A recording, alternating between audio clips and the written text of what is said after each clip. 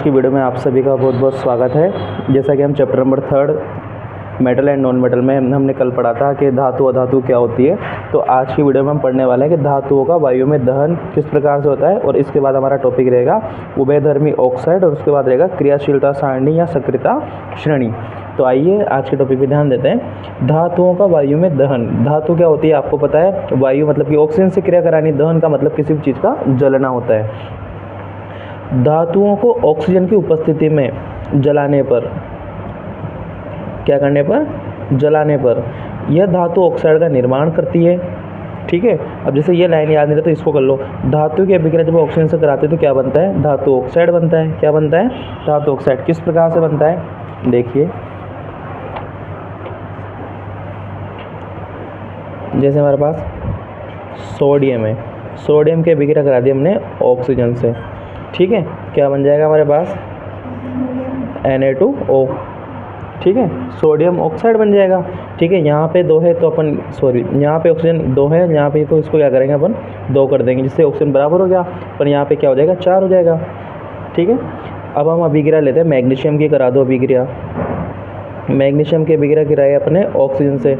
अब पता है Mg पे +2 चार्ज आता है और इस पे -2, तो दोनों कट जाएंगे आपस में। क्या बन जाएगा हमारे पास, MgO। ये क्या होता है, मैग्नीशियम ऑक्साइड हो जाएगा। तो यहाँ पे 1 है तो यहाँ पे 2 कर दो, यहाँ पे 2 हो जाएगा। इसके बाद आप जिंक से करा दो रिएक्शन। कोई सी भी धातु से आप ऑक्सीजन की क्रिया कराओ, क्या बनेगा भाई, हम कहते हैं कि भाई धातु की अभिक्रिया किससे करानी है, ऑक्सीजन के साथ कराते हैं। तो क्या बनता है हमारे पास, धातु ऑक्साइड है, धात्विक ऑक्साइड बनता है। ठीक है, तो यहाँ पे बन जाएगा जिंक ऑक्साइड। तो यहाँ पे 2 लगेगा तो यहाँ पे भी 2।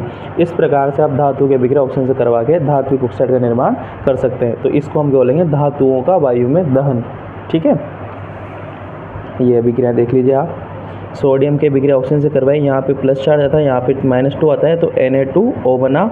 अब यहाँ पे ऑक्सीजन 1 था, यहाँ पे ऑक्सीजन 2 थे, तो हमने क्या किया, इस ऑक्सीजन को 2 करने के लिए आगे 2 लगा दिया। ठीक है, 2 लगा दिया। तो इस प्रकार से सोडियम 4 हो गए तो हमने आगे कर दिया। इसी प्रकार से हमने नीचे वाली अभिक्रिया में भी किया है। देखिए, इसी प्रकार कॉपर को वायु में जलाने पर या गर्म करने पर काले रंग का कॉपर, अभी इसके पीछे लिख रहा है सेकंड, यहाँ पे लिख रहा है सेकंड। इसका मतलब क्या है, अब हमने जब बेसिक पढ़ा था तो वहाँ पे मैंने बोला था कि कॉपर क्या करता है, प्लस वैलेंसी भी शो करता है और कॉपर +2 वैलेंसी भी शो करता है। तो यहाँ पे कॉपर के पीछे सेकंड लग रहा है। इसका मतलब क्या है कि कॉपर की वैलेंसी यहाँ पे क्या है, +2 है। ठीक है, अगर किसी भी चीज़ पे जैसे 3rd आ रहा है, आयरन के पीछे 3rd आ गया तो वहाँ पे Fe क्या कर रहा है, +3 वैलेंसी शो कर रहा है। और आयरन के पीछे 2nd आ गया तो आयरन क्या कर रहा है, Fe +2 वाले वैलेंसी शो कर रहा है। इस चीज़ों का आपको विशेष ध्यान कर रखना है अपने पास। ठीक है, इसी प्रकार कॉपर को वायु में जलाने पर या गर्म करने पर काले रंग का कॉपर ऑक्साइड का निर्माण होता है। कॉपर की अभिक्रिया ऑक्सीजन से करा दी, क्या बन गया अपने पास, कॉपर ऑक्साइड। इधर देखना, ये कॉपर की अभिक्रिया किससे कराई, ऑक्सीजन से। +2 होता है, इधर -2 चार्ज आता है, उसके बाद क्या बन जाएगा, कॉपर ऑक्साइड। तो इसको 2 करने के लिए यहाँ पे 2 लगा देंगे अपन, तो यहाँ पे भी क्या कर देंगे 2। तो इस प्रकार से आपका ये वाली रिएक्शन भी कंप्लीट हो जाएगी। अब एल्यूमिनियम के साथ करानी है।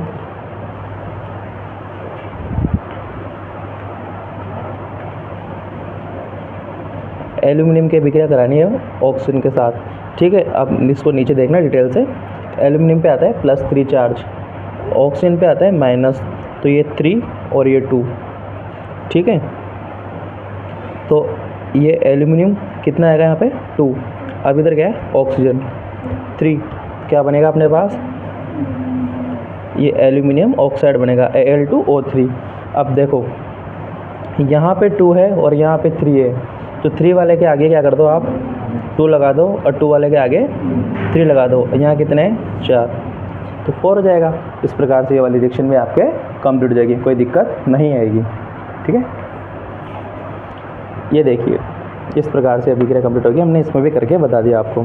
अब आ रहा है आपके उभयधर्मी ऑक्साइड। उभयधर्मी मतलब कि दोनों में काम आएगा क्या, उसे अपन बोलते हैं, जैसे कि उभयनिष्ठ भुजा आप मैथ्स में पढ़ते हो कि इधर वाले त्रिभुज में भी काम आ रही है, इधर वाले त्रिभुज में भी काम आ रही है, तो वो क्या हो जाएगी उभयनिष्ठ। तो ये क्या होते हैं, पढ़ते हैं वे धात्विक ऑक्साइड। अब धात्विक ऑक्साइड मतलब कि धातु की अभिक्रिया किससे करी, ऑक्सीजन से, तो क्या बना, धात्विक ऑक्साइड बना। वे धात्विक ऑक्साइड जो अम्लीय एवं क्षारीय प्रकृति प्रदर्शित करते हैं उभयधर्मी ऑक्साइड कहलाते हैं।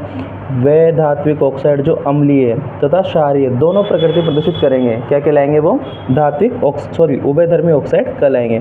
अर्थात वे धात्विक ऑक्साइड जो अम्ल क्षारक के साथ क्रिया अभिक्रिया करके लवण का निर्माण करते हैं उभयधर्मी ऑक्साइड कहलाएंगे। इन दोनों के साथ अभिक्रिया करके क्या करेंगे, उभयधर्मी ऑक्साइड लवण का निर्माण करेंगे, उसको अपन क्या बोलेंगे, उभयधर्मी ऑक्साइड। अभी दो प्रकार के एग्जाम्पल अपने पास Al2O3 एल्यूमिनियम ऑक्साइड और जिंक ऑक्साइड। इनको ध्यान रखना, क्वेश्चन पूछा जाएगा उभयधर्मी ऑक्साइडों के एग्जाम्पल लिखिए तो ये दोनों लिख देना, ठीक है। अब अभिक्रियाएं देखना आप,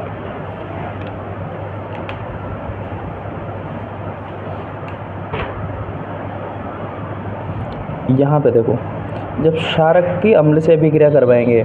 अब देखना उभयधर्मी ऑक्साइड में एक चीज़ और नोटिस करनी है कि जब ये उभयधर्मी ऑक्साइड अम्ल से अभिक्रिया करेंगे तो ये क्षार की तरह व्यवहार प्रदर्शित करेंगे। जब इनकी अभिक्रिया क्षार से कराएंगे तो ये जो उभयधर्मी ऑक्साइड है ये अम्ल का व्यवहार प्रदर्शित करेंगे। जब इनकी अभिक्रिया क्षार के साथ करवाएंगे तो ये अम्ल का व्यवहार प्रदर्शित करेंगे, और जब अम्ल से कराएंगे तो क्षारीय व्यवहार प्रदर्शित करेंगे, ठीक है। एक चीज़ ध्यान रखना, क्यों, क्योंकि उभयधर्मी है, दोनों से क्रिया कर लेंगे। देखो यहाँ पे है अपने पास Al2O3,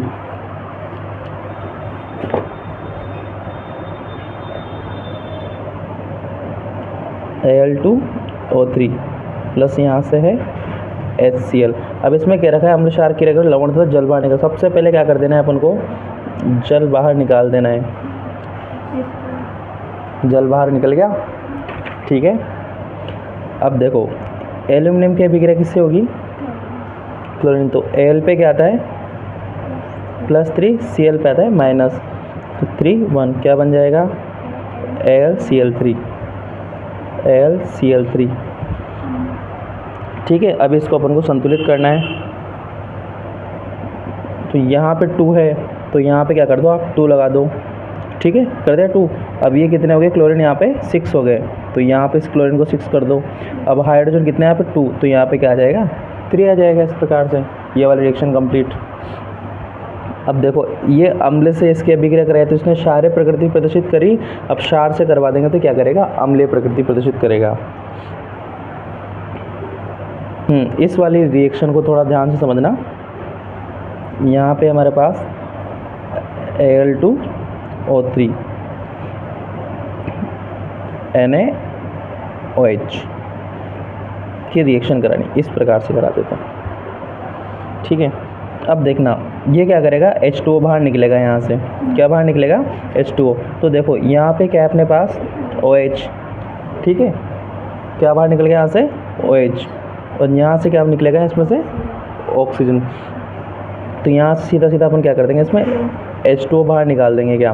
बट कंडीशन क्या होती है कि ये जो हमारे पास बना है, ये जो बचा है ये Al2O2 सॉरी यहाँ पे बचता है हमारे पास AlO2। ये एक अपने पास आयन होता है क्या, आपने पढ़ा होगा स्टार्टिंग में अपन ने पढ़ा था क्या, aluminate ion, basic part of chemistry में, ठीक है। तो इसको अपन बोलते हैं एल्यूमिनेट। तो जैसे अपन इसकी अभिक्रिया कराते हैं तो यहाँ पे बनता है हमारे पास NaAlO2।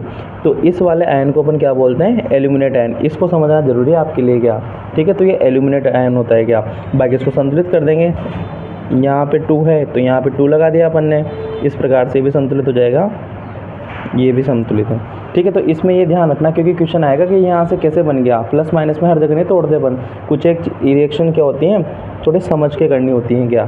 तो ये कैसे बना, क्योंकि यहाँ पे अपने पास सेपरेट ये आयन होता है क्या, ठीक है। तो क्या बन जाएगा हमारे पास सोडियम एल्यूमिनेट। ये एल्यूमिनेट क्यों आया, क्योंकि AlO2 को क्या बोलते हैं अपन, एल्यूमिनेट बोलेंगे क्या, ठीक है। इस प्रकार से कंप्लीट। जिंक ऑक्साइड की अभिक्रिया HCl से करानी है। अब देखो ये क्या है, उभयधर्मी ऑक्साइड है, उभयधर्मी ऑक्साइड है। अम्ल से रिएक्शन करेंगे तो प्लस माइनस में टूट के ZnCl2 प्लस जल यहाँ से बाहर निकल जाएगा। किस प्रकार से देखना,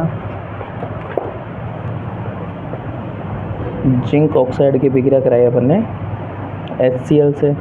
सबसे पहले क्या बाहर, जल बाहर, Zn+2 -2 प्लस माइनस, ये प्लस कैसे जुड़ेगा, माइनस से Zn+2 Cl -2 1 क्या बन जाएगा, ZnCl2। ठीक है, कंप्लीट। अब इसको क्या करना है, संतुलित करना है। तो यहाँ पे 2 है तो यहाँ पे 2 लगा दो, ये कंप्लीट हो गया, कंप्लीट।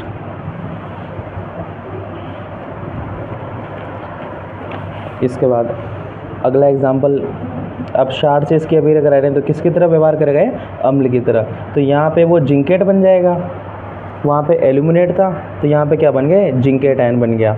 ठीक है, इस प्रकार से ये रिएक्शन भी आपकी कंप्लीट हो जाएगी। सभी धातुएं ऑक्सीजन के साथ समान दर से अभिक्रियाएं नहीं करती हैं। सभी धातुएं ऑक्सीजन के साथ समान दर से क्रिया नहीं करती है। पोटेशियम व सोडियम ऐसी धातु होती है जो वायु के साथ, ऑक्सीजन के साथ, वायु में कौन उपस्थित होता है, ऑक्सीजन ज़्यादा मात्रा में। ठीक है, इतनी तेज़ी से क्रिया करती है कि वायु में खुला छोड़ने पर ये आग पकड़ लेती है। जैसे कि सोडियम का अगर अपने टुकड़ा नॉर्मल वायु में रख दिया, जैसे कि मैं क्या नाम से सपोज दें आपके पास ये क्या है, सोडियम का टुकड़ा है क्या, अब इस सोडियम के टुकड़े को मैंने क्या है यहाँ पे छोड़ दिया क्या, तो ऑटोमेटिक धीरे धीरे क्या करने लगेगा, आग पकड़ने लग जाएगा क्या। ठीक है, तो इसलिए इनको खुला नहीं छोड़ते, इनको केरोसिन में डुबो के रखते हैं। अगर आपने इसी सोडियम को पानी में डाल दिया तो ब्लास्ट हो जाएगा क्या। ठीक है, तो इसलिए क्या करते हैं, इनको केरोसिन में डुबो के रखा जाता है सोडियम को। क्यों, क्योंकि ये बहुत ज़्यादा अभिक्रियाशील वाले धातु होती हैं क्या, इसीलिए इन्हें केरोसिन में डुबो कर रखा जाता है। अब क्वेश्चन आ गया, सोडियम और पोटेशियम धातुओं को केरोसिन में क्यों डुबो कर रखा जाता है, क्योंकि ये बहुत ज़्यादा अभिक्रियाशील या क्रियाशील धातु होती हैं। तो ये क्या है, वायु में या जल से बहुत ज़्यादा मात्रा में जल्दी अभिक्रिया कर लेती है, इसलिए इन्हें केरोसिन में डुबो कर रखा जाता है। चलिए, magnesium, calcium, aluminium, copper, zinc इत्यादि धातुएं ऑक्सीजन के साथ बहुत धीमी गति से क्रिया करती हैं। क्वेश्चन पूछा जाएगा कौन सी धातुएं तो जल्दी क्रिया करती हैं, कौन सी धीमी गति से और कौन सी बहुत कम करती हैं। तो आपको एग्जांपल्स पता होने चाहिए। देख लो एग्जांपल सब लिख रखे हैं यहाँ पे।